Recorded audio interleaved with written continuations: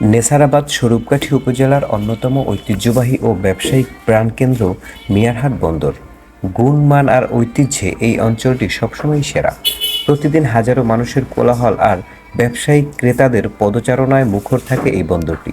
কিন্তু আজ চারদিকে শুধু নিস্তব্ধতা আর ধ্বংসের স্তূপ। অত্যন্ত দুঃখ এবং ভারাক্রান্ত হৃদয়ে আপনাদেরকে জানাতে হচ্ছে যে গত 16ই মে দিবাগত রাত্রে এই ঐতিহ্যবাহী মিয়ারহাট বন্দরে নেমে আসে এক ভয়াবহ বিপর্যয়।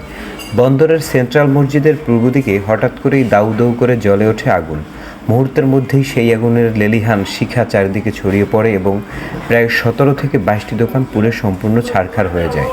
প্রাথমিকভাবে ধারণা করা হচ্ছে বৈদ্যুতিক শর্ট সার্কিট কিংবা কোনো কেমিক্যাল বিস্ফোরণের কারণে এই ভয়াবহ অগ্নিকাণ্ডের সূত্রপাত ঘটেছিল। আজ এই দুর্ঘটনার প্রায় 3 দিন পর আমরা যখন ঘটনাস্থলে এসে পৌঁছালাম, তখনও চারিদিকের বাতাস পোড়া গন্ধে ভারী হয়ে আছে। স্ক্রিনে আপনারা দেখতে পাচ্ছেন আগুনে পুড়ে যাওয়া সেই সকল দোকানপাটের ধ্বংসস্তূপগুলো এখন সরানো হচ্ছে। যেখানে কিছুদিন আগেও লক্ষ লক্ষ টাকার ব্যবসা হতো, আজ সেখানে শুধুই কয়লা আর ছাই।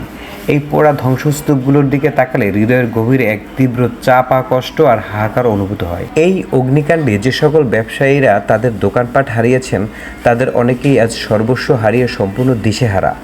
নিজের চোখের সামনে বছরের পর বছর ধরে গড়ে তোলা স্বপ্ন এভাবে ছাই হয়ে যেতে পারে, তা দেখে বাকরুদ্ধ হয়ে পড়েছেন অনেকেই। ধারণা করা হচ্ছে এই ভয়াবহ অগ্নিকাণ্ডের ব্যবসায়িকদের প্রায় 15 থেকে 20 কোটি টাকার বিশাল ক্ষয়ক্ষতি হয়েছে, যা কাটিয়ে ওঠা তাদের অনেকের পক্ষেই হয়তো আর কোনোদিনই সম্ভব নয়। মহান আল্লাহর কাছে প্রার্থনা করি তিনি যেন এই ক্ষতিগ্রস্ত ব্যবসায়িকদের এই কঠিন বিপদ কাটিয়ে ওঠার এবং ধৈর্য ধারণ করার তৌফিক দান করেন। কিন্তু এখানে একটি বড় প্রশ্ন এবং উদ্বেগের বিষয় রয়েই যায়। বিগত মাত্র 2 বছরের ব্যবধানে এই মিয়ারহাট বন্দরে প্রায় 5 বার আগুন লাগার ঘটনা ঘটেছে। বারবার কেন একই ঘটনার পুনরাবৃত্তি হচ্ছে, তা এখন গভীরভাবে ভাববার সময় এসেছে।